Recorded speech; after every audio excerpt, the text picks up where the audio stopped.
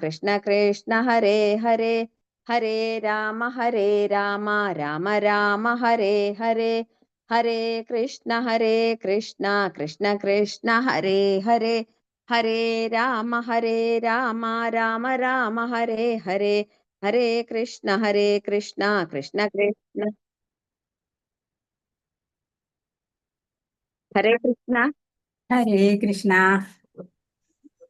ഹരേ കൃഷ്ണ മാതാജി. ഹരേ കൃഷ്ണ.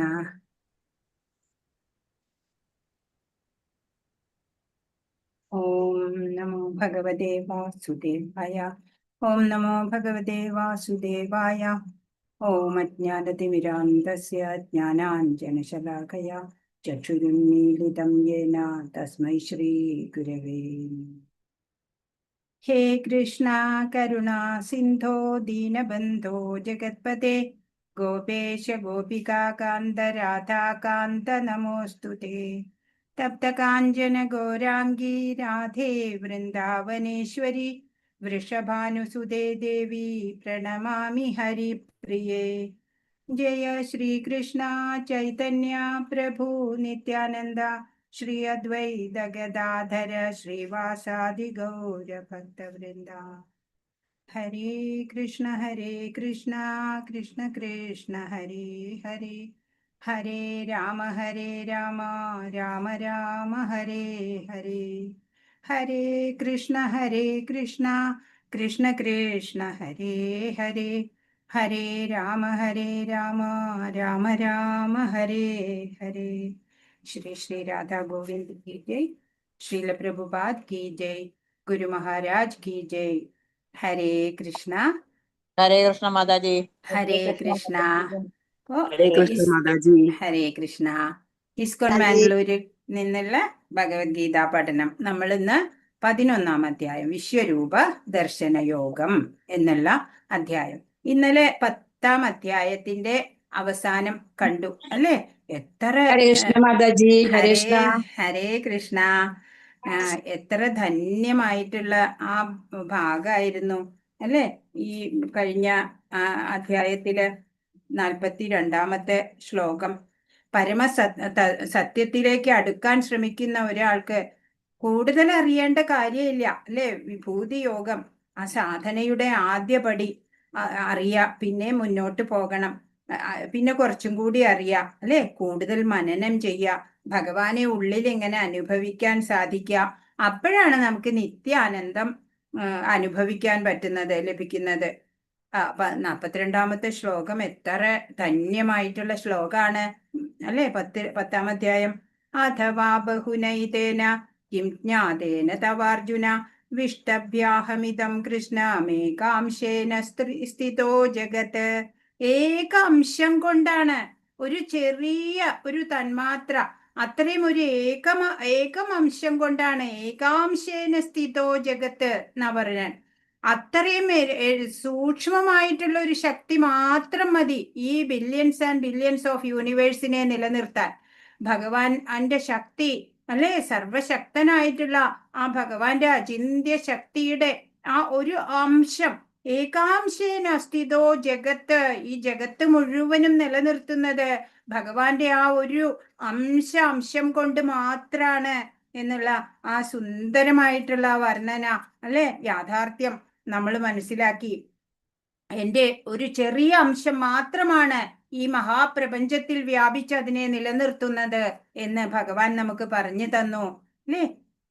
അപ്പോ ഭഗവാനെ കുറിച്ചുള്ള സത്യം അതീവ രഹസ്യമായതാണ് പറഞ്ഞു തന്നത്. ദേവന്മാർക്കോ മഹർഷിമാർക്കോ പോലും എന്നെ അറിയാൻ കഴിയില്ല എന്ന് പറഞ്ഞു. ഭഗവത്ഗീതയുടെ സത്ത് എന്ന് പറയാവുന്ന ചതുശ്ലോകി ഗീത നമ്മൾ 10-ാം അധ്യായത്തിൽ കണ്ടു. എല്ലാറ്റിന്റെയും ഉറവിടം ഭഗവാനാണ്. എന്റെ ശുദ്ധഭക്തന്മാർ എപ്പോഴും ആനന്ദിക്കുന്നു. ഭഗവാനെ പ്രാപിക്കാനുള്ള ബുദ്ധി ഭഗവാൻ തന്നെയാണ് നൽകുന്നത്. മാത്രല്ല, ഹൃദയത്തില് ജ്ഞാനദീപം തെളിയിച്ചിട്ട് അജ്ഞാനമാകുന്ന തമസ്സിനെ ഒക്കെ അകറ്റും. അർജുനൻ എങ്ങനെയാണ് ഭഗവാനെ അംഗീകരിച്ചത് എന്നും ഭഗവാന്റെ വിഭൂതികളും എല്ലാം നമ്മൾ കണ്ടു അല്ലേ? പിന്നെ മനുഷ്യജന്മത്തിന്റെ പൂർണ്ണത എന്താണ്, ധർമ്മം എന്താണ്, അത് തിരിച്ചറിഞ്ഞ് ഭഗവത് പ്രാപ്തിക്കായി നമ്മൾ ജീവിക്കണം. അർജുനൻ പറഞ്ഞത് എന്താ? പരം ബ്രഹ്മ പരം ധാമ പവിത്രം പരമം ഭവാൻ പുരുഷം ശാശ്വതം ദിവ്യമാതിദേവമജം വിഭും പറഞ്ഞു അല്ലേ. പരമദിവ്യോത്തമനാണ് പുരുഷനാണ് ഭഗവാൻ. പരമമായ ധാമം പവിത്രമായതാണ്, നിരപേക്ഷ തത്വമാണ് അങ്ങ് അല്ലേ. അഭൗതികനും ശാശ്വതനുമാണ്, അജനാണ്, നിത്യനാണ് അല്ലേ. എന്തെല്ലാം വിശേഷതകളാണ് ഭഗവാന് പറഞ്ഞത് അർജുനൻ. അപ്പോ ഈ വിശ്വം തന്നെ ആയിരിക്കുന്ന ആ പരമാത്മാവിനെ കാണാനുള്ള അർജുനന്റെ ആഗ്രഹത്തെ ഭഗവാൻ കുറച്ച് സമയത്തേക്ക് സാധിച്ചു കൊടുക്കുന്നതാണ് ഈ അധ്യായത്തിന്റെ പേര്. അതിനാലാണ് വിശ്വരൂപ ദർശനയോഗം. ഭഗവാന്റെ യൂണിവേഴ്സൽ ഫോം പ്രകടമാക്കുകയാണ് ഭഗവാൻ ഇവിടെ. ഈ പ്രപഞ്ചം മുഴുവനും ആ പരമാത്മാവ് തന്നെ എന്നുള്ള ആ ഭഗവാന്റെ വാക്കിനെ അനുഭവിച്ചറിയുന്ന ആ സാധകന് താൻ എന്നുള്ള വ്യക്തിബോധം തന്നെ ഇല്ലാണ്ടാവും. അങ്ങനെ അതൊരു യോഗമായിട്ട് മാറുന്നു അല്ലേ. ഇപ്പൊ ഇത്രയും അധ്യായം ശ്രദ്ധയോടെ കേൾക്കുന്ന നമുക്ക് ഉള്ളിലുണ്ടാകുന്ന അനുഭവം അതാണ് ആദ്യ ശ്ലോകത്തിൽ ഇവിടെ അർജുനൻ പറയുന്നത്. ഇപ്പൊ ഭഗവാന്റെ പരമ തേജസ് അതൊന്ന് നേരിൽ കാണിക്കാമോ? ഹരേ കൃഷ്ണ. ഭഗവാന്റെ പരമ തേജസ് ഒന്ന് നേരിൽ കാണിക്കാമോ എന്ന് വിനയത്തോടെ ആവശ്യപ്പെടുകയാണ് അർജുനൻ. ഭഗവാൻ ദിവ്യ ദർശനം അപ്പൊ തന്നെ അരുളാണ്. അതിന് വേറെ താമസമൊന്നും വേണ്ടി വന്നില്ല. തന്റെ സർവേശ്വരത്വം അസന്നിഗ്ധമായിട്ട് സ്ഥാപിക്കുകയാണ്. പിന്നീടോ തന്റെ സർവാംഗ സുന്ദരമായിട്ടുള്ള മൂലരൂപം മനുഷ്യരൂപം കാണിക്കുന്നുണ്ട്. പരിശുദ്ധ ഭക്തനും മാത്രമാണ് ഈ രൂപം കാണാൻ സാധിക്കുള്ളൂ. ഓ ശ്രീകൃഷ്ണൻ എത്ര ശക്തിശാലിയാണെന്ന് ആർക്കാണ് അറിയാത്തത് അല്ലേ. ഒരു ഭക്തൻ ഭഗവാനിൽ ഒരു കുറവും കാണുന്നില്ല അല്ലേ. അപ്പൊ അർജുനൻ ഇവിടെ ഒന്നാമത്തെ ശ്ലോകത്തില് എന്താണ് ചോദിക്കുന്നത്? ഹരേ കൃഷ്ണ. അർജുന ഉവാച മദനുഗ്രഹായ പരമം ഗുഹ്യമധ്യാത്മസംജ്ഞിതം യത്വയോക്തം വചസ്തേന മോഹോയം വിഗതോ മമ. അർജുനൻ പറഞ്ഞു, പരമഗുഹ്യങ്ങളായ ആധ്യാത്മിക വിഷയങ്ങളെക്കുറിച്ച് അങ്ങെനിക്ക് ദയാപൂർവം നൽകിയ ഉപദേശങ്ങൾ കേട്ടതിനാൽ എന്റെ വ്യാമോഹങ്ങൾ ഇപ്പോൾ തീർന്നിരിക്കുന്നു അല്ലേ. ഒന്നാം അധ്യായത്തിൽ നമ്മൾ കണ്ടു അല്ലേ, വിഷാദം കണ്ടു. ഇപ്പൊ അതൊക്കെ മാറി അല്ലേ.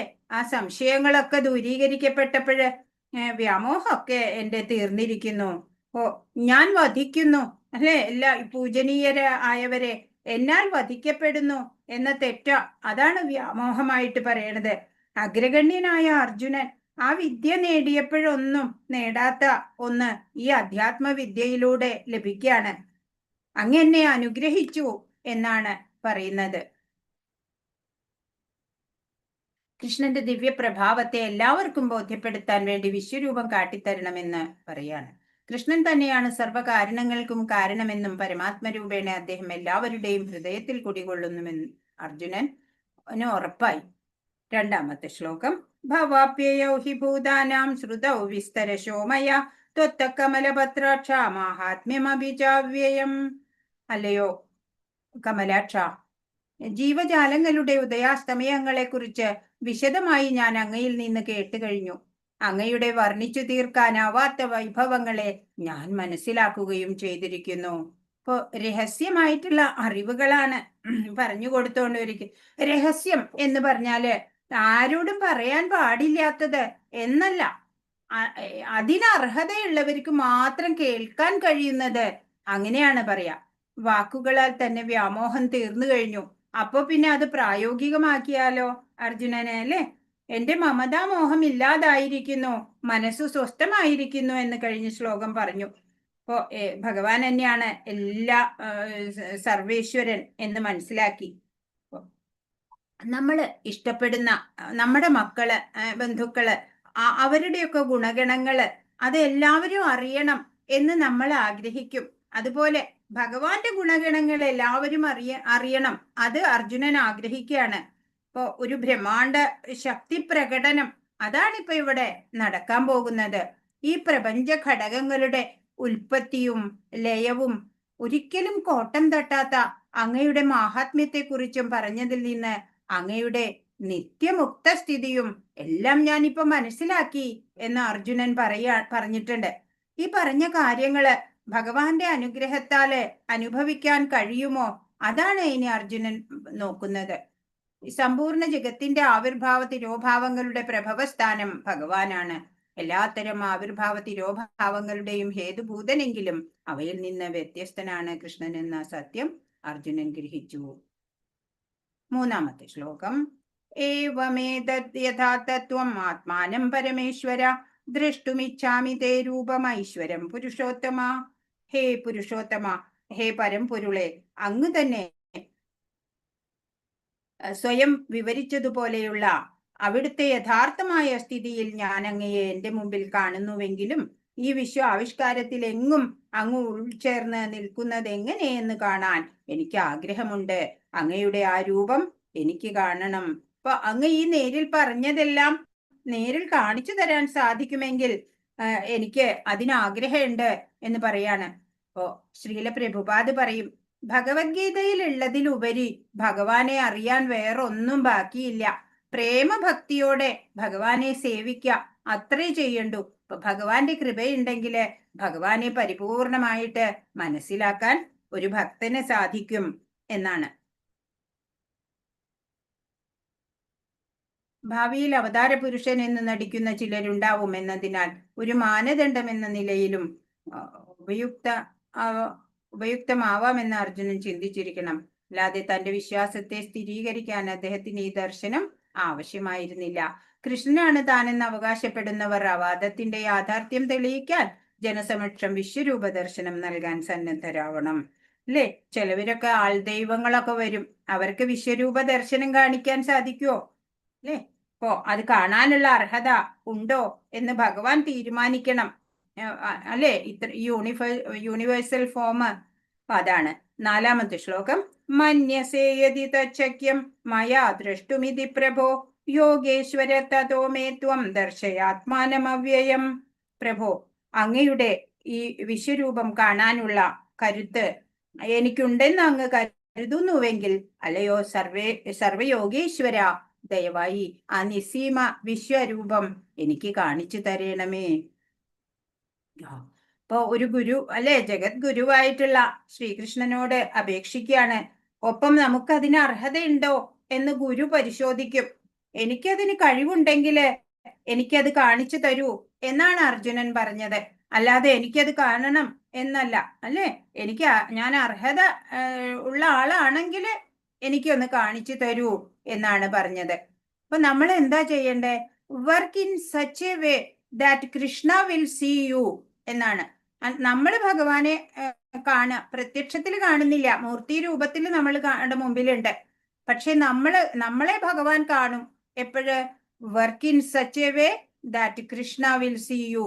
ഭഗവാന് ഹിതകരമായിട്ടുള്ള രീതിയിൽ നമ്മളുടെ കർമ്മങ്ങൾ വരുമ്പോ ഭഗവാൻ നമ്മളെ കാണും. മതി, അല്ലേ? ഭഗവാൻ നമ്മളെ കണ്ടാ മതി. അർജുനന്റെ അഭ്യർത്ഥന കേട്ടിട്ട് ഭഗവാൻ ഇവിടെ പറയാണ്. അഞ്ചാമത്തെ ശ്ലോകം. ശ്രീ ഭഗവാൻ ഉവാച പശ്യമേ പാർത്ഥരൂപാണി ശതശോധസഹസ്രശ നാനാവിധാനി ദിവ്യാനി നാനാ വർണ്ണാകൃതീനി ച. എന്താ പറയണേ?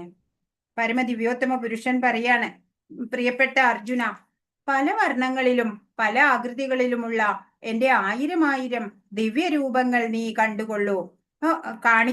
വിശ്വരൂപം കാണിക്കുന്നതിന് മുമ്പ്, വിരാട് രൂപം അത് കാണിക്കുന്നതിന് മുമ്പ് അതിനെക്കുറിച്ചൊരു ഇൻട്രോ നൽകുകയാണ്. നീ അത്ഭുത പരതന്ത്രനാവും, നഗ്ന നേത്രങ്ങൾക്ക് കാണാനാവില്ല എന്നൊക്കെ പറയുന്നുണ്ട്. എണ്ണമറ്റ ബ്രഹ്മാണ്ടങ്ങളും നാനാവിധ രൂപങ്ങളിലും ആകൃതികളിലും വർണ്ണങ്ങളിലുമുള്ള വിരാട് സ്വരൂപം നീ കണ്ടാലും എന്ന് ഭഗവാൻ പറയാണ്. ഒരു ഭക്തന് സാധാരണയായി ഈ രൂപത്തിൽ ഭഗവാനെ ദർശിക്കണമെന്ന് വിശേഷാൽ താല്പര്യമില്ല. കരുണ മൂലം ഈ രൂപം കാണുവാനുള്ള കഴിവ് സിദ്ധിച്ചവർക്കൊഴികെ ആർക്കും ഈ രൂപം കാണില്ല എന്നാണ്. ഈ രൂപം മറ്റുള്ളവർക്കൊന്നും ദൃശ്യമാവില്ല. താൻ കാണിക്കാൻ പോകുന്നതിൽ ഉണ്ടാകാൻ പോകുന്നവയെ പറ്റി പറയാണ്. ആറാമത്തെ ശ്ലോകം. പശ്യാദിത്യാൻ വസൂൻ രുദ്രാൻ അശ്വിനോ മരുതസ്തഥാ ബഹൂന്യ ദൃഷ്ടപൂർവാണി പശ്യാശ്ചര്യാണി ഭാരത. എന്തൊക്കെയാ കാണിക്കാൻ പോണത്? ഭാരതശ്രേഷ്ഠ, ഇതാ ആദിത്യർ, വസുക്കൾ, രുദ്രന്മാർ, അശ്വിനി ദേവന്മാർ, മരുത്തുക്കൾ, ദേവതമാർ തുടങ്ങി ഇതിനു മുമ്പ് മറ്റാരും കണ്ടിട്ടും കേട്ടിട്ടുമില്ലാത്ത അത്യാശ്ചര്യങ്ങൾ പലതും ദർശിച്ചുകൊള്ളൂ. അപ്പൊ കാണിച്ചു കൊടുക്കാൻ പോണേന് മുമ്പ് അതിനെ പറ്റിയിട്ട് ഒരു വിവരണം. കുറെ ആദിത്യന്മാര്, അഷ്ടവസുക്കള്, 11 രുദ്രന്മാര്, അശ്വിനി ദേവന്മാര്, 49 മരുത്തുക്കള്, ദേവതമാര്, മുമ്പ് കണ്ടിട്ടില്ലാത്ത അത്ഭുത രൂപങ്ങളും അതിന്റെ പ്രവർത്തനങ്ങളും ഒക്കെ നീ കണ്ടുകൊള്ളൂ അർജുന എന്ന് പറയാണ്. കൃഷ്ണന്റെ ആത്മസുഹൃത്തും തികച്ചും അഭിജ്ഞനുമാണെങ്കിലും അർജുനന് കൃഷ്ണനെ കുറിച്ചുള്ള അറിവ് പൂർണ്ണമല്ല. ഭഗവാന്റെ നാനാരൂപങ്ങളെയും ആവിർഭാവങ്ങളെയും പൂർണ്ണമായി കേട്ടിട്ടോ അറിഞ്ഞിട്ടോ ഉള്ള മനുഷ്യരാരും തന്നെയില്ല. ഏഴാമത്തെ ശ്ലോകം. എങ്ങും നിറഞ്ഞു നിൽക്കുന്ന തന്റെ വിശ്വരൂപത്തെ കാണാൻ ഒരുങ്ങിക്കൊള്ളൂ എന്ന് ഭഗവാൻ പറയാണ് അർജുനനോട്. ഏഴാമത്തെ ശ്ലോകം. ഇഹൈകസ്തം ജഗത് കൃഷ്ണം പശ്യാദ്യ സചരാചരം മമ ദേഹേ ഗുഡാകേശ യച്ഛാന്യം ദ്രഷ്ടുമിച്ഛസി. അല്ലയോ അർജുന, നീ കാണാൻ ഇച്ഛിക്കുന്നത് എന്തും ഇപ്പോൾ തന്നെ എന്റെ ശരീരത്തിൽ കണ്ടുകൊള്ളൂ. നീ ഇപ്പോൾ കാണാൻ ആഗ്രഹിക്കുന്നത് മാത്രമല്ല, മേലിൽ കാണാൻ ആഗ്രഹിച്ചേക്കാവുന്നത് പോലും സർവചരാചരങ്ങളും ഇവിടെ ഒത്തിണങ്ങിയിരിക്കുന്നു. എന്തൊക്കെയുണ്ട്? നീ കാണാൻ എന്തൊക്കെ നിനക്ക് കാണാൻ ആഗ്രഹമുണ്ടോ അതൊക്കെ ഇപ്പൊ എന്റെ ശരീരത്തിൽ നിനക്ക് കാണാൻ സാധിക്കും. ഇപ്പൊ കാണാൻ ആഗ്രഹിക്കുന്നതല്ല, ഇനി മേലാൽ നിനക്ക് എന്തൊക്കെ കാണണോ എല്ലാം ഇപ്പൊ സർവചരാചരങ്ങളും ഒത്തിണങ്ങിയ കാണാൻ പറ്റും എന്ന് പറയാണ്. കഴിഞ്ഞതോ സംഭവിച്ചു കൊണ്ടിരിക്കുന്നതോ ഭാവിയിൽ സംഭവിക്കാവുന്നതോ എന്തും ദർശിക്കാനുള്ള കഴിവ് കൃഷ്ണൻ അർജുനന് നൽകി. അർജുനൻ സാധാരണ മനുഷ്യനാണ്. സ്വയമേവ ഈ വിശ്വരൂപം കാണാനുള്ള പാകത വന്നിട്ടില്ല. അതുകൊണ്ട് ദിവ്യ ചക്ഷുസ് തരാം എന്ന് പറയാണ്. എട്ടാമത്തെ ശ്ലോകം. നതു മാം ശക്യസേ ദ്രഷ്ടും അനേനൈവ സ്വചക്ഷുഷ ദിവ്യം ദദാമി തേ ചക്ഷു പശ്യമേ യോഗമൈശ്വരം. പക്ഷേ നിന്റെ നഗ്നനേത്രങ്ങൾക്ക് ഞാൻ ദൃശ്യനാവില്ല. അതുകൊണ്ട് നിനക്ക് ഞാൻ ദിവ്യ ചക്ഷുസ് നൽകുന്നു. എന്റെ വിഭൂതികളെ യഥേഷ്ടം കണ്ടുകൊള്ളൂ. അപ്പൊ ദിവ്യ ചക്ഷുസ് കൊണ്ട് ഈശ്വര രൂപസ്ഥിതിയെ കണ്ടുകൊള്ളുക എന്ന് പറയാണ്. ഭഗവാൻ ബാലലീലയാല് വായില് മണ്ണ് നോക്കിയ സമയത്ത് യശോദയ്ക്ക് വിശ്വരൂപം കാട്ടിക്കൊടുക്കേണ്ടായിണ്ട്. അത്രയും ഉൾക്കൊള്ളാനുള്ള കഴിവ് ആ അമ്മയ്ക്ക് ഇല്ല എന്ന് മനസ്സിലാക്കിയിട്ട് പെട്ടെന്ന് തന്നെ ആ രൂപം മറയ്ക്കുന്നുണ്ട് അല്ലേ. അപ്പോ വിശ്വം മുഴുവൻ നിറഞ്ഞു നിൽക്കുന്ന എന്റെ ശരീരത്തില് നിനക്ക് എല്ലാം കാണാം. അതിന് നിനക്ക് ഞാൻ ദിവ്യ ചക്ഷുസ് നൽകാം എന്ന് ഭഗവാൻ പറയാണ്. ഒരു ശുദ്ധഭക്തൻ കൃഷ്ണനെ ദ്വിഭുജ രൂപത്തിലല്ലാതെ വേറൊരു രൂപത്തിലും കാണാൻ ഇഷ്ടപ്പെടില്ല.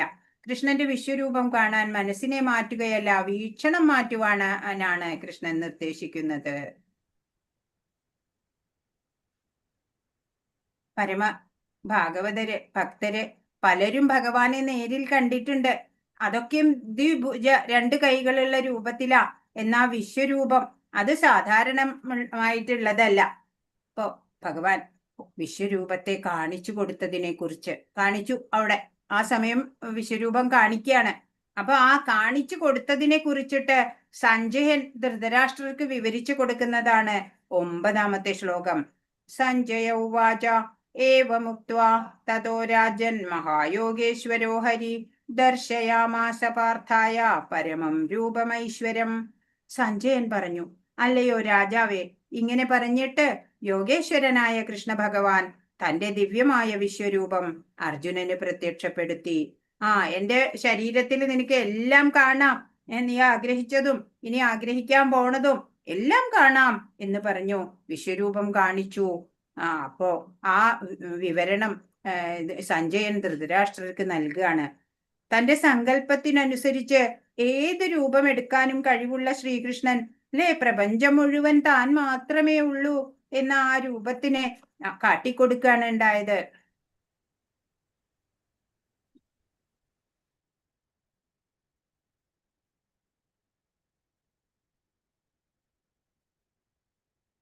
ഹരേ കൃഷ്ണ. 10ഉം 11ഉം ശ്ലോകങ്ങള് എങ്ങനെയായിരുന്നു വിശ്വരൂപം എന്ന് സഞ്ജയൻ വിവരിക്കുന്നതാണ് 10ഉം 11ഉം ശ്ലോകങ്ങള്.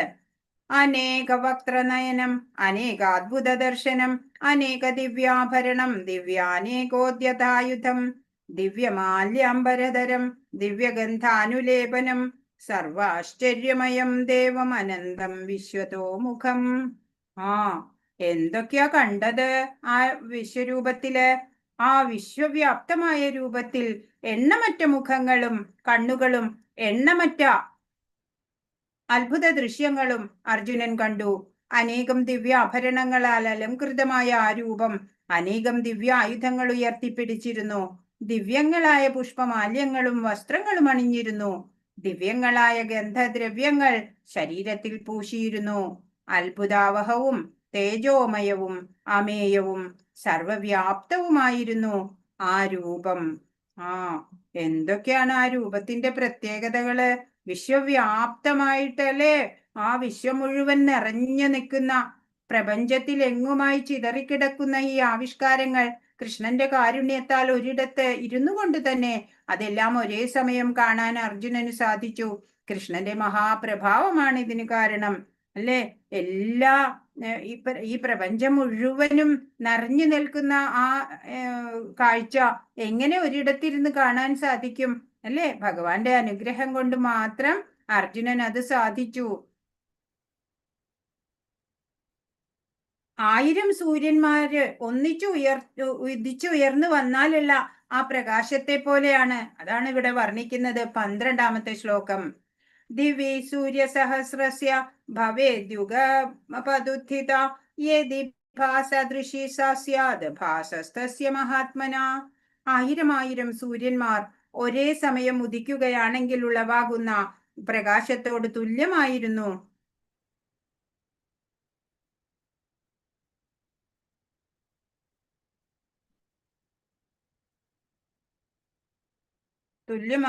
ആ വിശ്വാത്മകമായ ഭഗവത് രൂപത്തിന്റെ പ്രഭാപൂരം. വിവരിക്കാൻ കഴിയാത്ത ഒന്നായിരുന്നു അർജുനൻ കണ്ട ആ ദൃശ്യം. ധൃതരാഷ്ട്ര രാജാവിന് അതിന്റെ മാനസിക ചിത്രീകരണം നൽകാൻ യത്നിക്കുകയാണ് സഞ്ജയൻ. സഞ്ജയനോ ധൃതരാഷ്ട്രനോ ആ സമയത്ത് രണാങ്കണത്തിൽ ഉണ്ടായിരുന്നില്ല. എങ്കിലും അവിടെ നടന്നതെല്ലാം വ്യാസന്റെ അനുഗ്രഹം കൊണ്ട് സഞ്ജയനും കാണാൻ സാധിച്ചു.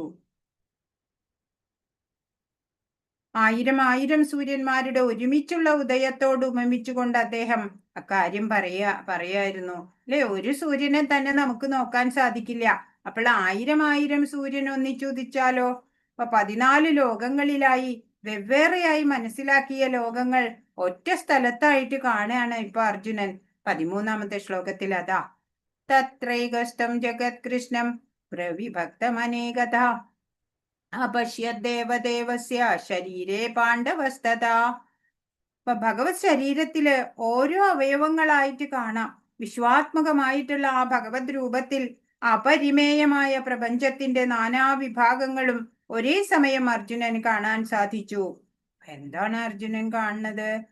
അർജുനന് മാത്രമാണ് കൃഷ്ണൻ ദിവ്യദൃഷ്ടി നൽകിയത്. യുദ്ധരംഗത്തിൽ മറ്റുള്ളവരാരും കൃഷ്ണന്റെ ഈ വിശ്വരൂപം കാണുന്നില്ല. 14ാമത്തേത് ശ്ലോകം. ഈ ദർശനം ഉളവാക്കിയ ആശ്ചര്യം അർജുനനെ രോമാഞ്ചകഞ്ചുകിതനാക്കി. അതാ 14ാമത്തെ ശ്ലോകം പറയണത്. തദസ വിസ്മയാവിഷ്ടോ ഹൃഷ്ടരോമാ ധനഞ്ജയ പ്രണമ്യ ശിരസാ ദേവം കൃതാഞ്ജലിരഭാഷത. പിന്നെ അർജുനൻ പരിഭ്രാന്തനായി വിസ്മയാധീനനായി രോമാഞ്ചം പൂണ്ട് കൃഷ്ണന്റെ മുന്നിൽ ശിരസ് കുനിച്ച് തൊഴുതുകൊണ്ടിങ്ങനെ പറഞ്ഞു. ഏകദേശ രൂപം ഭഗവാൻ നൽകിയിരുന്നു ആദ്യം ഇൻട്രൊഡക്ഷൻ ആയിട്ട്. എങ്കിലും അർജുനൻ ആശ്ചര്യചകിതനായി പോയി ഈ രൂപം കണ്ടപ്പോഴ്. ഈ ബന്ധം സൗഹൃദത്തിൻ്റെതല്ല, ആശ്ചര്യ ആദരങ്ങളുടേതാണ്. ശാസ്ത്രങ്ങളിൽ 12 വിധം മൗലിക ബന്ധങ്ങളെ കുറിച്ച് പ്രതിപാദിച്ചിട്ടുണ്ട്. എല്ലാവിധ ബന്ധങ്ങളുടെയും സാഗരമാണ് ശ്രീകൃഷ്ണൻ. അർജുനൻ, അത്ഭുത പരതന്ത്രനായ അർജുനൻ ഭഗവാനു മുമ്പിൽ ശിരസ് കുനിച്ച് കൈകൂപ്പിക്കൊണ്ട് പറയാണ് 15ാമത്തെ ശ്ലോകം. അർജുന ഉവാച പശ്യാമി ദേവാംസ്തവ ദേവദേഹേ സർവാംസ്തഥാ ഭൂതവിശേഷസംഘാൻ ബ്രഹ്മാണമീശം കമലാസനസ്ഥം ഋഷീംശ്ച സർവാനുരഗാംശ്ച ദിവ്യാൻ. അർജുനൻ പറഞ്ഞു, കൃഷ്ണ, അവിടുത്തെ ശരീരത്തിൽ സകല ദേവന്മാരെയും മറ്റു സകല ജീവജാലങ്ങളെയും ഞാൻ കാണുന്നു. മാത്രമല്ല, താമരപ്പൂവിലിരുന്നരുളുന്ന ബ്രഹ്മദേവൻ, അതുപോലെ ശിവൻ, ഋഷികൾ, ദിവ്യ സർപ്പഗണങ്ങൾ എന്നിവരെയും ഞാൻ കാണുന്നു. ഇനി എന്താ കാണാത്തത് അല്ലേ? ആ ശരീരത്തില്, അങ്ങയുടെ ശരീരത്തിലെ സകല ദേവന്മാരെയും എല്ലാ ജീവജാലങ്ങളെയും ഞാൻ കാണുകയാണ്. മാത്രല്ല, പ്രജാപതി ആയിട്ടുള്ള ആ ബ്രഹ്മദേവൻ ബ്രഹ്മദേവൻ, അതുപോലെ ശിവൻ, മറ്റ് ഋഷികള്, ദിവ്യ സർപ്പഗണങ്ങള് എല്ലാം ഞാൻ കാണുന്നു എന്ന് അർജുനൻ പറയാണ്. ഗർഭോദകശായി വിഷ്ണുവിന് മെത്തയായുള്ള ദിവ്യ സർപ്പത്തിന്റെ പേര് വാസുകി. ഗർഭോദകശായി വിഷ്ണു മുതൽ പ്രപഞ്ച സർഗത്തിന്റെ മുകൾ നിലയിൽ സൃഷ്ടികർത്താവായ ബ്രഹ്മാവിന്റെ ഇരിപ്പിടമായ കമലാകൃതിയിലുള്ള ഗ്രഹം വരെ അർജുനൻ അവിടെ കാണുകയാണ്, അവിടെ ഇരുന്നു കൊണ്ട് കാണുകയാണ്. 16-ാമത്തെ ശ്ലോകം. ഭഗവാനെ, ഈ വിശ്വരൂപത്തിന്റെ തുടക്കം, മധ്യം, അന്ത്യം ഒന്നും എനിക്ക് കാണാൻ സാധിക്കുന്നില്ലല്ലോ. എവിടെയും ഭഗവാനെ മാത്രമേ കാണാനുള്ളൂ. മുഴുവൻ ജീവജാലങ്ങളും അങ്ങയുടെ ശരീരത്തിലുണ്ട് എന്ന് അർജുനൻ 16-ാമത്തെ ശ്ലോകം.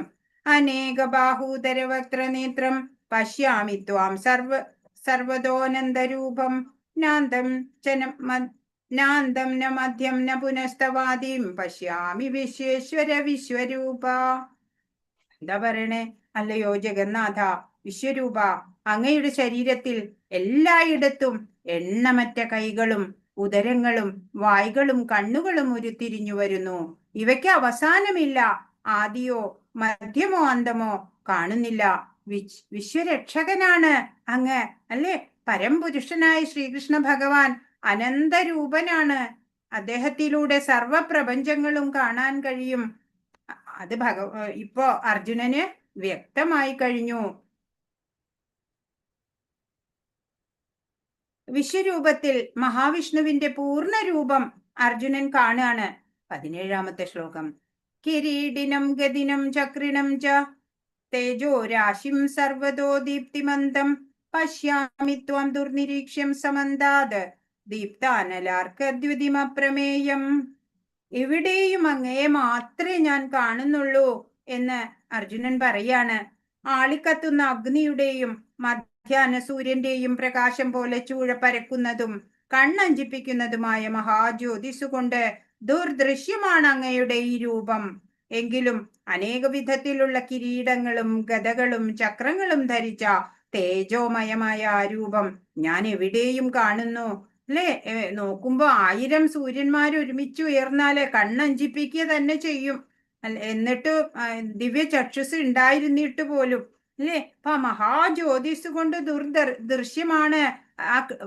ക്ലിയർ ആയിട്ടൊന്നും കാണുന്നില്ല.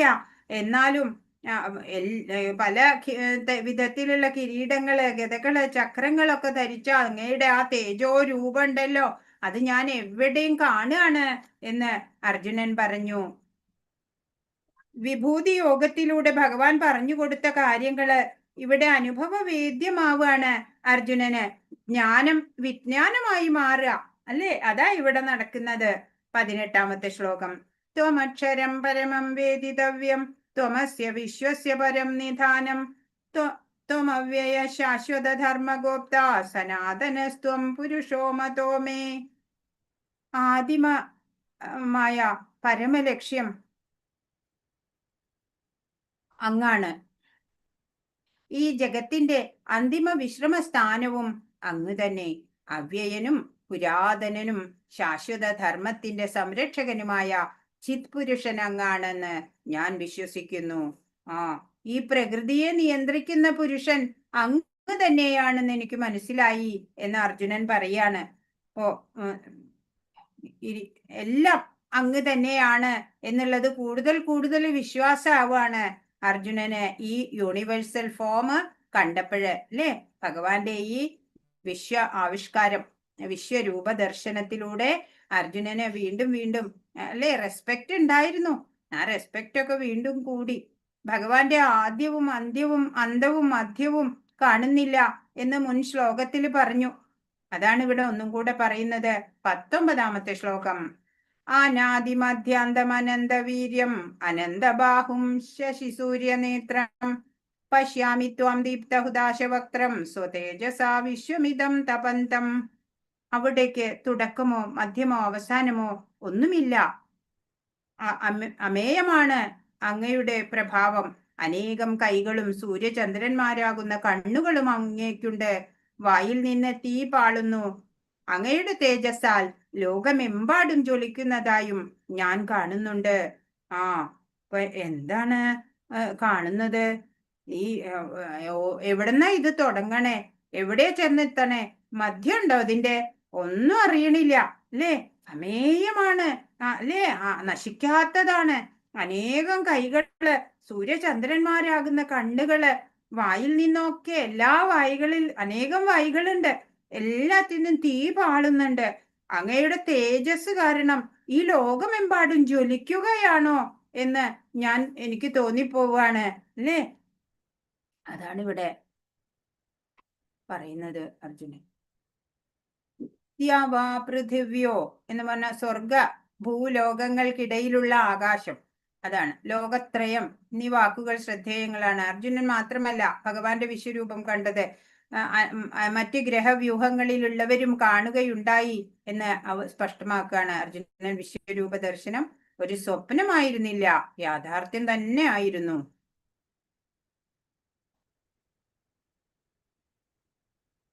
കർമ്മം, അത് കർമ്മാണ് നമ്മുടെയൊക്കെ ജന്മത്തിന് കാരണമാകുന്നത്. ജന്മമോ കർമ്മത്തിന് കാരണമാവുന്നു അല്ലേ? അപ്പൊ ഭഗവാന് ആദിയും അന്തവും മധ്യവും ഇല്ല. ഏതാണ് ആദ്യം ഉണ്ടായത് പറയാൻ ആർക്കും പറ്റുന്നില്ല. ഭൂമിക്കും അന്തരീക്ഷത്തിനും ഇടയിൽ ഒരു ശൂന്യമായ ഭാഗമുണ്ട്. എന്നാൽ ഇപ്പോള് അതും കാണുന്നില്ല. സർവത്ര ഭഗവാനാണ് എന്ന് 20ാമത്തെ ശ്ലോകം. ദ്യാവാ പൃഥിവ്യോരിതമന്തരം ഹി വ്യാപ്തം ത്വയൈകേന ദിശശ്ച സർവ ദൃഷ്ട്വാദ്ഭുതം രൂപമുഗ്രം തവേദം ലോകത്രയം പ്രവ്യഥിതം മഹാത്മൻ.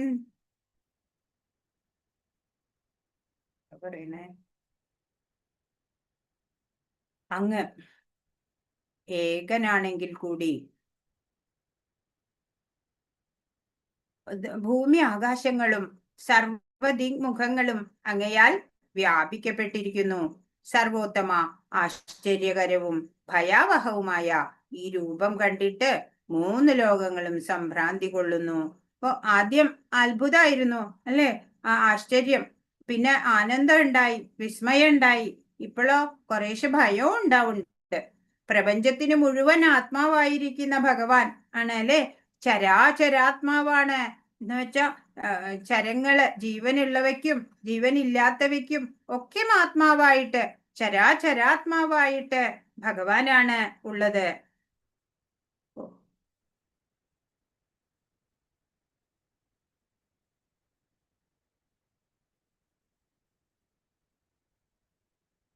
താൻ മാത്രമല്ല 3 ലോകങ്ങളിലുള്ളവരും ഈ രൂപം കണ്ട് ഭയക്കുന്നു എന്നാണ് 21ാമത്തെ ശ്ലോകം. അമീഹി ത്വാം സുരസംഘാ വിശന്തി കേചിത് ഭീതാ പ്രാഞ്ജലയോ ഗൃണന്തി സ്വസ്തിത്യുക്ത്വാ മഹർഷി സിദ്ധസംഘാ സ്തുവന്തി ത്വാം സ്തുതിഭി പുഷ്കലാഭി. ദേവഗണങ്ങളെല്ലാം ശരണം പ്രാപിച്ച് അങ്ങയിൽ ഉൾപോകുന്നു, പ്രവേശിക്കുന്നു. അവരിൽ ചിലർ വല്ലാതെ ഭയപ്പെട്ട് കൂപ്പുകൈകളോടെ പ്രാർത്ഥിക്കുന്നു. മഹർഷിമാരും സിദ്ധരും ലോകത്തിന് എല്ലാവിധ ശാന്തിയും ഭവിക്കട്ടെ എന്ന് നേർന്നുകൊണ്ട് അങ്ങയെ വൈദിക സൂക്തങ്ങളാൽ സ്തുതിക്കുന്നു. എന്താ ഇവിടെ നടക്കണേ? എല്ലാരും ഭയപ്പെട്ടിട്ടുണ്ട് അല്ലേ?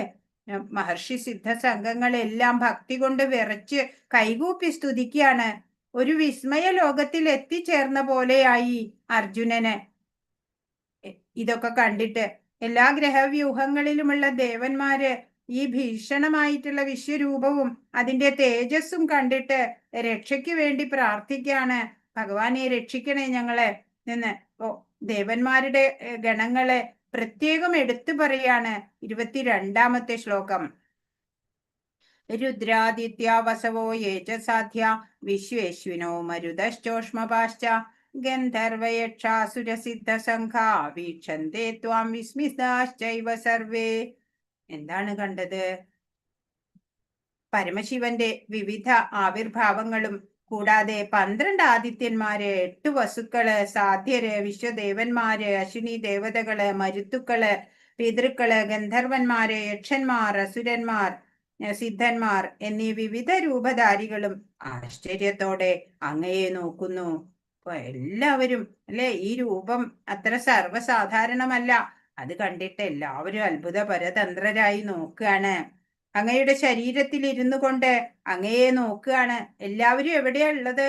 ഭഗവാന്റെ ശരീരത്തിൽ തന്നെയാണ് ഇരിക്കുന്നത്. എന്നിട്ടാ ഭഗവാനെ നോക്കണത്. ആദ്യമൊക്കെ വിശ്വരൂപനില് ശാന്തഭാവമായിരുന്നു. പതുക്കെ പതുക്കെ അത് മാറി വരുന്നതായിട്ട് അർജുനൻ കാണുകയാണ്. 23-ാമത്തെ ശ്ലോകം. രൂപം മഹത്തേ ബഹുവക്ത്രനേത്രം മഹാബാഹോ ബഹുബാഹൂരുപാദം ബഹൂദരം ബഹുദംഷ്ട്രാകരാളം ദൃഷ്ട്വാ ലോകാ പ്രവ്യഥിതാസ്തദാഹം. കരാളം എന്ന് പറഞ്ഞ ഭയാനകമായിട്ടുള്ള ആ രൂപമായിട്ട് മാറാണ്. അർജുനന്റെ സങ്കല്പത്തിനും അപ്പുറത്തേക്ക് മാറി വരുന്ന രൂപം. ആദ്യം അത്ഭുതമാണ് ഉണ്ടായത്, പിന്നീട് അത് ഭയത്തിലേക്ക് മാറുകയാണ് എന്ന് തുറന്നു പറയാണ്. എന്താ പറയണേ? മഹാബാഹോ, എല്ലാ ഗ്രഹങ്ങളും അവയിൽ വാഴുന്നവരും ഭയാകുലരാണ്. അനേകം മുഖങ്ങളും കാലുകളും ഉദരങ്ങളും അസംഖ്യം ഭീകരദംഷ്ട്രങ്ങളുമുള്ള അങ്ങയുടെ ഈ വിശ്വരൂപം കണ്ടിട്ട് സർവലോക നിവാസികളും ഞാനും അസ്വസ്ഥരാകുന്നു. ആദ്യം അത്ഭുതമായിരുന്നു, പിന്നീട് ഭയാനകമായി, കരാളം ആയി. അങ്ങനെ വന്നപ്പോ എല്ലാവരും ഈ വിശ്വരൂപം കണ്ടിട്ട് അസ്വസ്ഥരായിരിക്കുന്നു എന്നാണ് ഇപ്പോ അർജുനൻ പറഞ്ഞത്. സമയം കഴിയും തോറും ഭയം കൂടി വരികയാണ്. ഈ ദർശനത്തെ മതിയാക്കി തന്നാൽ നന്നായി എന്ന നിലയിലേക്ക് അർജുനൻ എത്തുകയാണ്. 24-ാമത്തെ ശ്ലോകം. നഭസ്പൃശം ദീപ്തമനേകവർണം വ്യാതാനനം ദീപ്തവിശാലനേത്രം ദൃഷ്ട്വാ ഹി ത്വാം പ്രവ്യഥിതാന്തരാത്മാ ധൃതിം ന വിന്ദാമി ശമം ച വിഷ്ണു. അല്ലയോ സർവവ്യാപിയായ വിഷ്ണു, ആകാശം മുട്ടുന്ന അങ്ങയെ അനേക വികിരണ വർണ്ണജാലങ്ങളോടുകൂടിയും പിളർന്ന വായോടുകൂടിയും തിളങ്ങുന്ന വലിയ കണ്ണുകളോടുകൂടിയും കണ്ടിട്ട് എന്റെ മനസ്സ് ഭയം കൊണ്ട് അസ്വസ്ഥമാകുന്നു. എനിക്ക് എന്റെ സ്ഥൈര്യത്തെയോ മനസ്സിന്റെ സന്തുലനത്തെയോ നിലനിർത്താൻ കഴിയുന്നില്ല, കണ്ടു നിൽക്കാൻ സാധിക്കുന്നില്ല. എന്നോട് കരുണ കാണിക്കണം എന്ന നിലയിലേക്ക് അർജുനൻ വന്നു. അല്ലേ, വിശ്വരൂപം കാണണമെന്ന് ആഗ്രഹിച്ചു. ആദ്യം അതൊക്കെ നല്ല വിസ്മയം ആയി മാറി, പിന്നീട് അതൊരു ഹൊറർ ഷോ മാതിരിയായി. അല്ലേ, അപ്പോൾ അർജുനന് ഇത് മതിയാക്കണം എന്നുള്ള ആ രൂപത്തിലേക്ക് അർജുനൻ വരികയാണ്. സ്വയം പരിഭാഗപ്പെടുമ്പോൾ എത്ര നേരം വേണമെങ്കിലും കാണാൻ സാധിക്കും. എന്നാ അർജുനൻ ശരണാഗതിയിൽ എത്തുകയാണ്. അർജുനന് അത്ര പാകത വന്നിട്ടില്ല കുറെ നേരം കണ്ടു നിൽക്കാന്. അതാണ് 25-ാമത്തെ ശ്ലോകം. ദംഷ്ട്രാകരാളാനി ച തേ മുഖാനി ദൃഷ്ട്വൈവ കാലാനലസന്നിഭാനി ദിശോ ന ജാനേ ന ലഭേ ച ശർമ്മ പ്രസീദ ദേവേശ ജഗന്നിവാസ.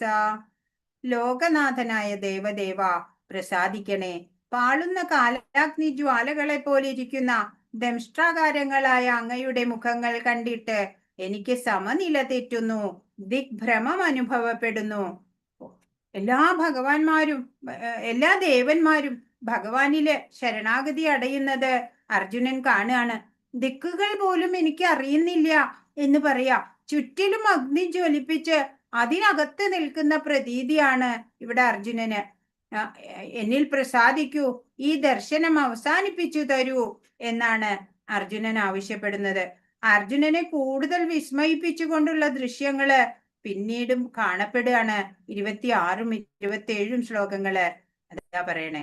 അമീജത്വാം ധൃതരാഷ്ട്രസ്യ പുത്ര സർവേ സഹൈവാവനിപാലസംഘൈ ഭീഷ്മോ ദ്രോണസൂതപുത്രസ്തദാസൗ സഹാസ്മദീയൈരഭിയോധമുഖ്യൈ വക്ത്രാണി തേ ത്വരമാണാ വിശന്തി ദംഷ്ട്രാകരാളാനി ഭയാനകാനി കേചിദ്വിലഗ്നാ ദശനാന്തരേഷു സംദൃശ്യന്തേ ചൂർണിതൈരുത്തമംഗൈ. എന്താ അവിടെ പറയണേ? വിചിത്രമായ കാഴ്ചയാണ് അർജുനൻ ഇവിടെ കാണുന്നത്. ധൃതരാഷ്ട്രപുത്രന്മാരെല്ലാവരും